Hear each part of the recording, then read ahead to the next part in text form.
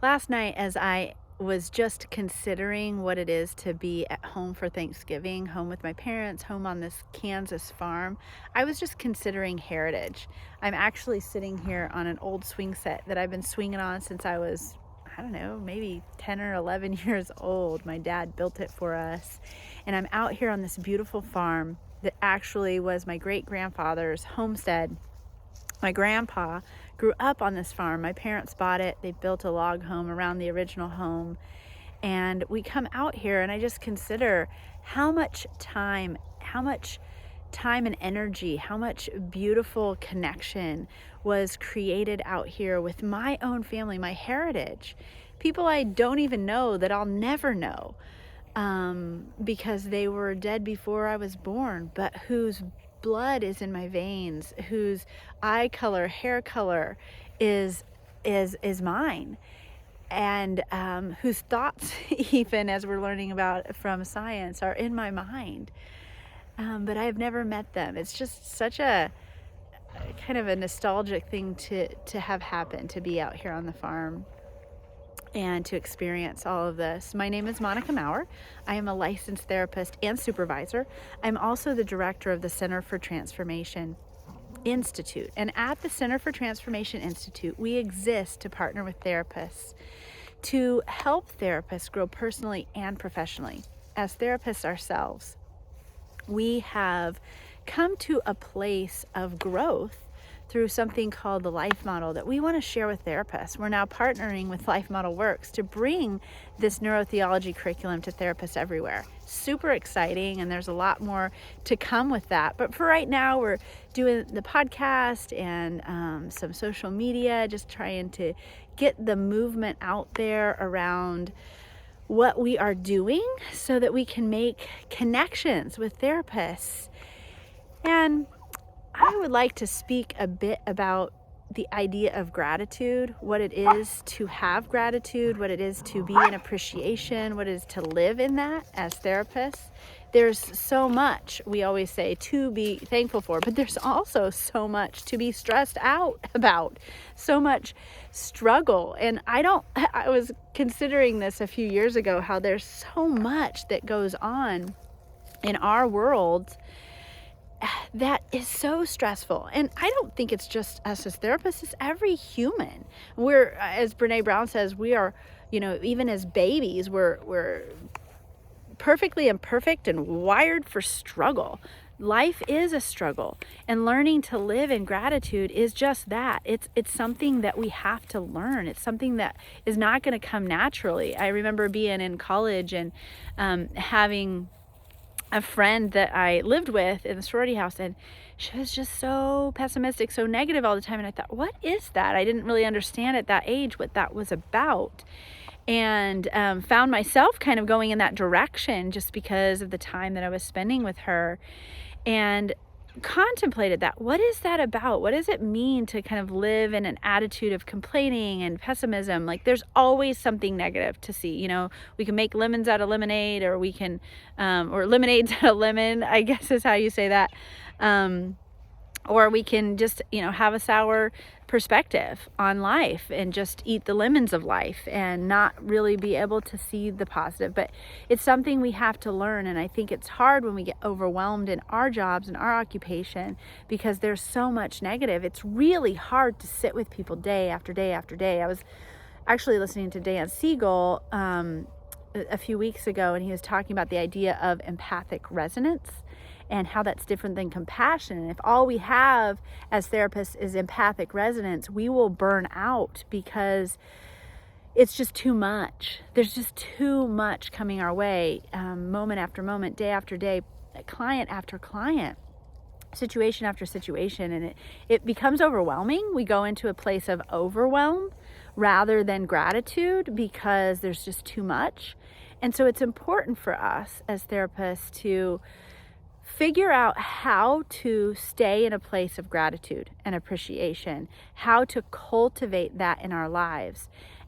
Siegel said the difference between compassion and empathic resonance. Compassion says there's something I can do about the situation. Empathic resonance is just, I can identify. Well, yeah, I can identify with pain. Yeah, I understand pain. I can put myself in that position.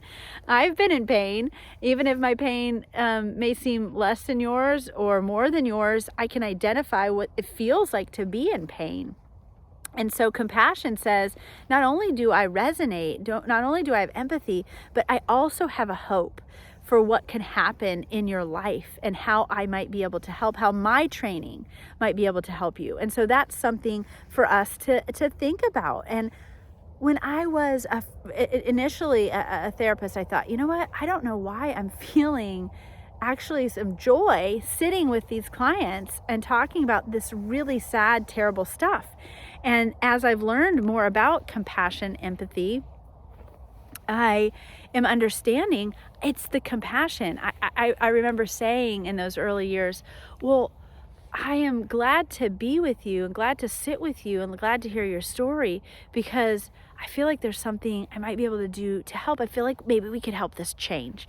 And that's what compassion is, right? It's like, we can do something about this. This isn't the end of the story. And so I think as therapists, we can learn to live in gratitude, even with the heaviness. It's not like we need to go away from the client situations to have gratitude. We can be a people of gratitude, people of appreciation, live in appreciation, even in the tough circumstances, because we can see how these things can change, what God can do to shift it, how our training and what we know and how we can connect to people in a healthy attachment bond can really help them to grow and heal from the things that they've experienced, how being with people in their pain can help them to manage the pain, to suffer well, to overcome. So important. When it comes to gratitude, appreciation, thankfulness, there's 3 words to describe one way of being, but maybe that's because it's so important. There's so many scriptures in the Bible that say, let's be thankful. Be thankful in all circumstances, for this is the will of God in Christ Jesus. Thankfulness and gratitude is a state of mind. It's not a situation we're in. And I think if we are struggling with this as therapists, how are our clients going to learn it? We need to be modeling gratitude. And that doesn't mean that I think a lot of times what can happen in our situations is we can pretend we have thankfulness. We can, pretend we are appreciative, but really have darkness and heaviness in our heart. And that's not honest. That's not integrous. So sometimes we have to go through what Pete Scazzaro would say is the dark night of the soul. We have to go through a period of mourning or grief, which I guess means the same thing, or just sadness, loss, fear, struggle, in order to get to the root of that, purge it, so that we can come out the other side of it with gratitude, right? When we deal with our stuff, we can come out the other side into a place of a brighter day, right? Weeping lasts for the night, but joy comes in the morning. Joy comes because I can see, even in my tough circumstance, how there is good in it, right? If I can look at a tough circumstance and say, hey, you know what? There's something good here. And that really is a primary message of the life model, that gratitude is a birthing place for joy. That as we, as therapists, sit in and learn to meditate on gratitude, life model actually teaches about appreciation memories. And in appreciation memories, what you do is you lock on to something from the past that you can, just a millimoment. That's what I've been calling it, a millimoment, a micro moment, where you can just see the image in your mind of what happened. You can feel the emotion of it. You can feel it in your body resonate where you feel it. And then you think about was it like to be me, or act like me in that moment? Or what's it like for me to be myself right now as I meditate on that moment? What does it feel like to be in gratitude? And when we just meditate on those micro moments again and again and again, even jotting them down, coming up with appreciation memories, it can help us when we are struggling, when we do find ourselves in a tough circumstance. So I hope you've enjoyed this episode, the grateful therapist, the appreciative therapist, and I look forward to seeing you on our next one. Have a good Thanksgiving.